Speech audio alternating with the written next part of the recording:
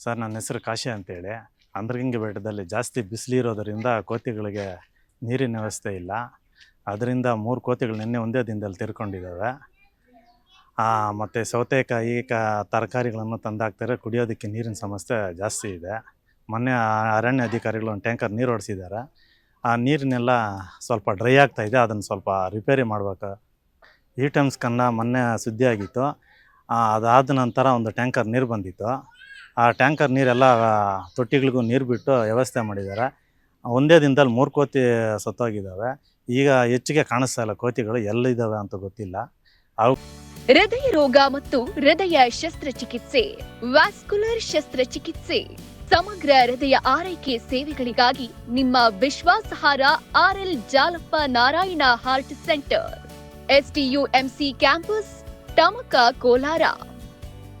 180030090309. ಮಗಳಿಗೆ ಸ್ವಲ್ಪ ಜಾಸ್ತಿ ಸುಸ್ತಾಗಿದ್ದರಿಂದ ಎಲ್ಲಂದ್ರೆ ಅಲ್ಲಿ ಕುತ್ಕೊಂಡು ಅಲ್ಲೇ ಇದ್ದಾವೆ, ಎಲ್ಲೂ ಹೋಗ್ತಾ ಇಲ್ಲ. ಇನ್ನು ಹೆಚ್ಚು ಕಮ್ಮಿ ಒಂದು 20 ಕೋತಿಗಳೇನೋ ಅಸ್ತವ್ಯಸ್ತವಾಗಿದೆ.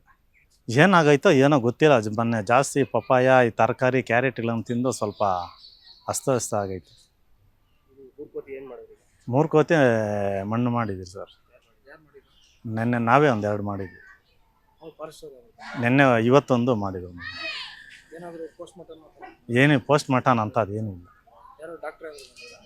ಡಾಕ್ಟ್ರ್ ಏನು ಬಂದಿಲ್ಲ. ಸತ್ತೋಗಿತ್ತು, ಮಣ್ಣು ಮಾಡಿದ್ವಿ. ಏನೂ ಗೊತ್ತಿರಲಿಲ್ಲ.